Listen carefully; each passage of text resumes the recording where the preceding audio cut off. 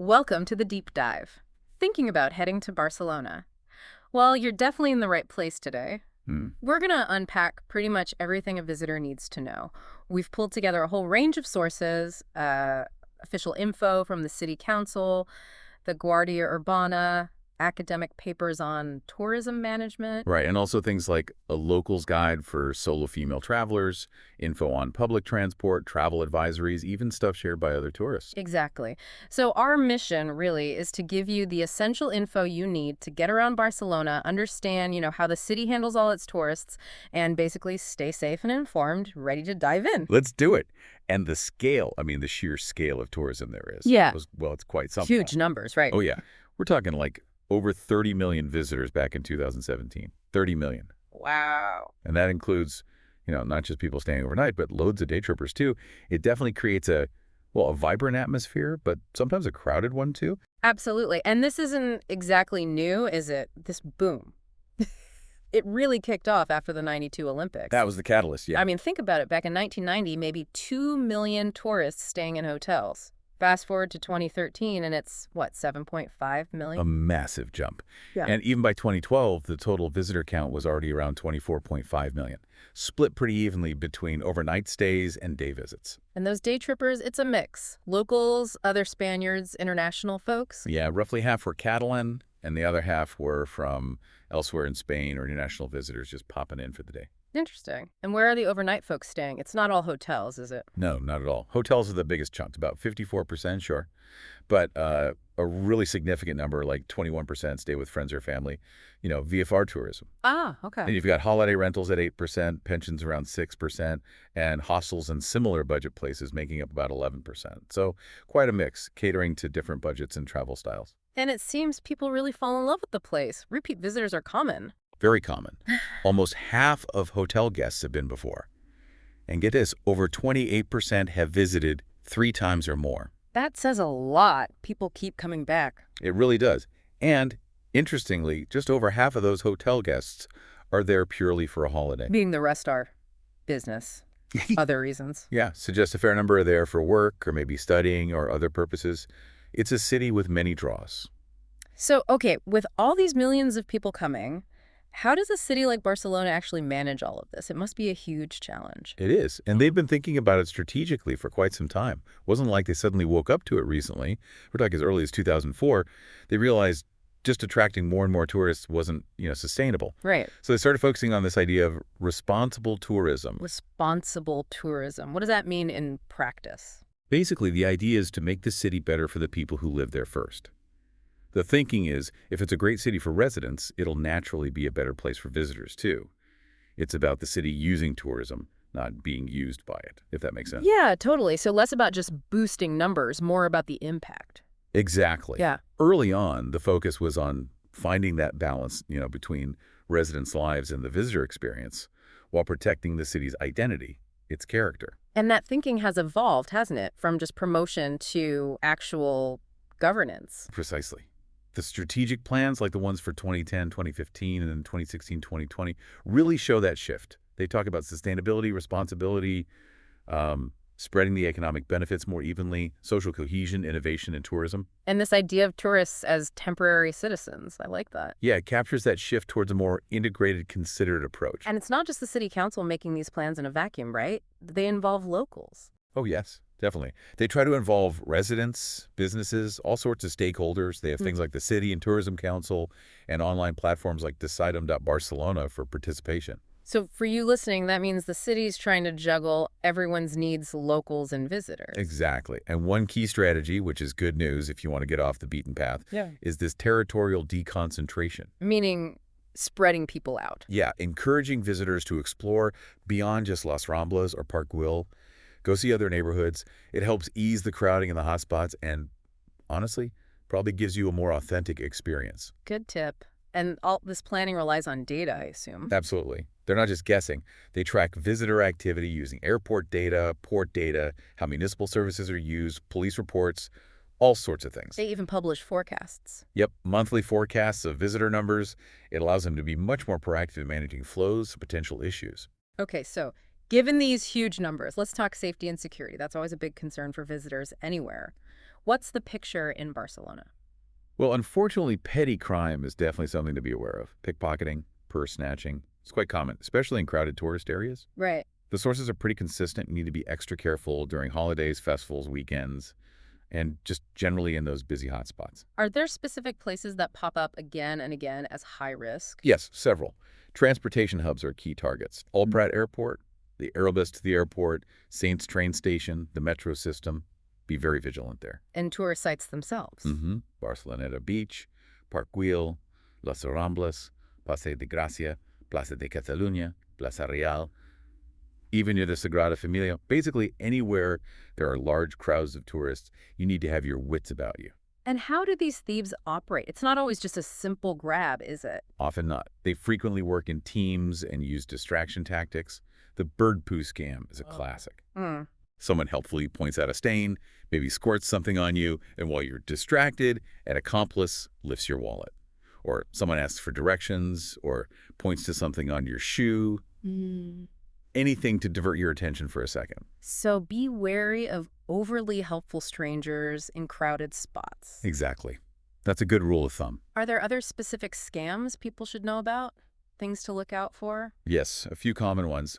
The broken camera scam, someone asks you to take their photo, then drops the camera or pretends you broke it and demands cash. Oh, wow.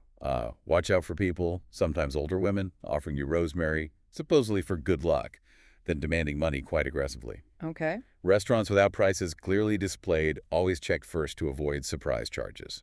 Official taxis are black and yellow. Be wary of others or drivers claiming the meter's broken. Right. ATM scams don't accept help from strangers when you're withdrawing cash. Yeah. And the friendship bracelet trick, someone ties one on your wrist, then pressures you to pay. Lots to be aware of. And the beach. Simple advice there. Super simple. Never, ever leave your stuff unattended while you go for a swim. Just don't do it. Okay. If the worst happens, though, and someone does get robbed, what help is available? The local police, the Guardia Urbana, actually have a dedicated tourist assistance service, so that's a key resource. There's also a tourist hotline you can call to file a police report, and they offer translator assistance, which is really helpful. Good to know those exist. And preventative measures. What practical things can you do? It's mostly common sense, really. Keep bags zipped in front of you. No wallets in back pockets. Yeah. Consider a crossbody bag or even a money belt, especially on public transport or in crowds. Just be aware, look around. What about fake police? Is that a thing? It can be.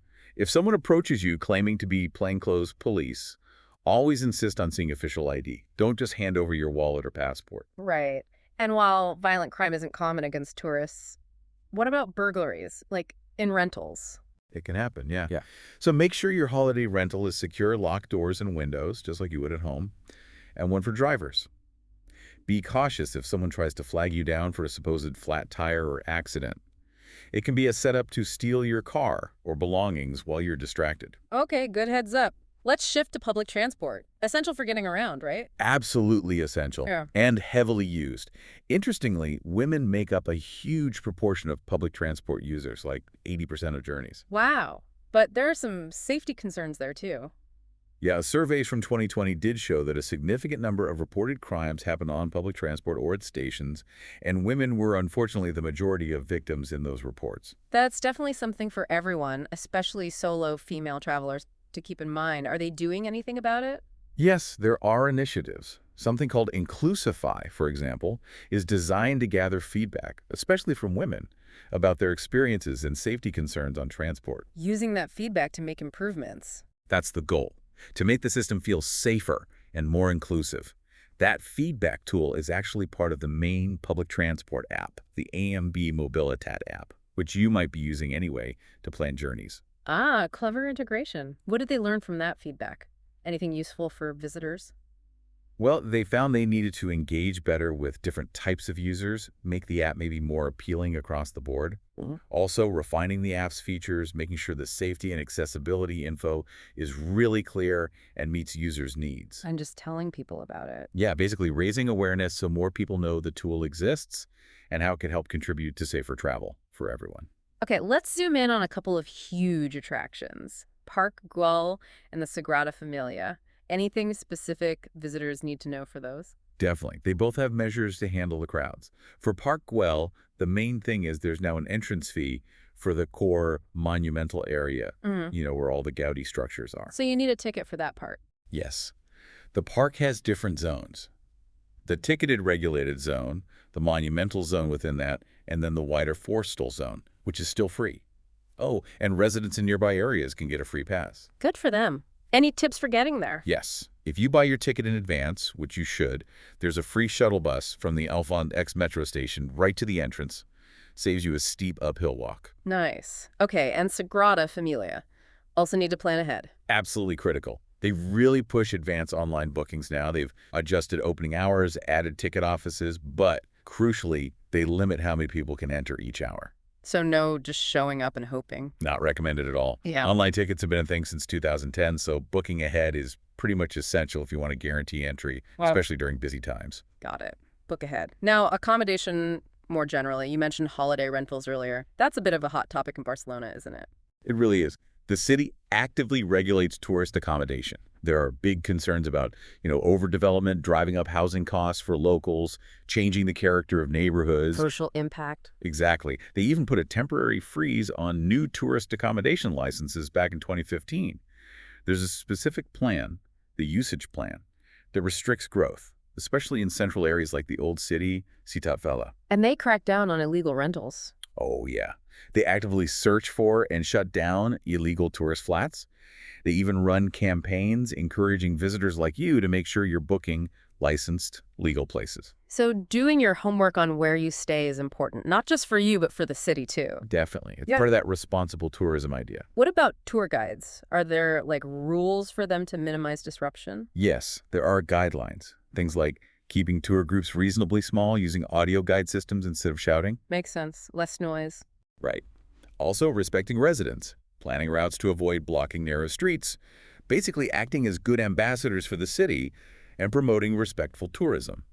Okay, finally, let's touch on the local perspective. How do Barcelona residents actually feel about all this tourism? It must be a mixed bag. It definitely is. You find studies, like one from 2015, where many residents acknowledged the economic pluses and actually said they liked interacting with tourists. But there are downsides too. For sure. Concerns about overcrowding are huge. Also, worries about losing local identity, dealing with antisocial behavior from some tourists, and questions about whether the money tourism brings really benefits everyone fairly. Yeah, I can see that. In fact, by 2016, one survey found residents listed tourism as like the fourth biggest problem facing the city. Wow. So those management strategies we talked about are really crucial then. Absolutely essential. It's all about finding that balance, that identity and coexistence, as they call it, trying to make tourism work for the city, not against it. Promoting high-quality tourism. Exactly. Attracting visitors who are respectful, who maybe spend a bit more, contribute positively, and trying to spread the benefits and the visitors themselves across more of the city. It's an ongoing effort. So it's clear, isn't it? Barcelona is this incredibly vibrant, magnetic city drawing millions, but it's also, a real place trying hard to manage that popularity responsibly for both the people who live there and for you, the visitor. Hopefully, you now have a much better picture of the scale of it all, how the city's thinking strategically, the crucial safety tips, what scams to watch for, and specifics on getting around and seeing the big sights. Yeah, that awareness should really help you navigate the city confidently and hopefully have a more positive impact during your stay. Definitely. It's about being an informed visitor. So thinking about visiting major cities, what other aspects make you curious? Maybe something we could tackle in a future deep dive.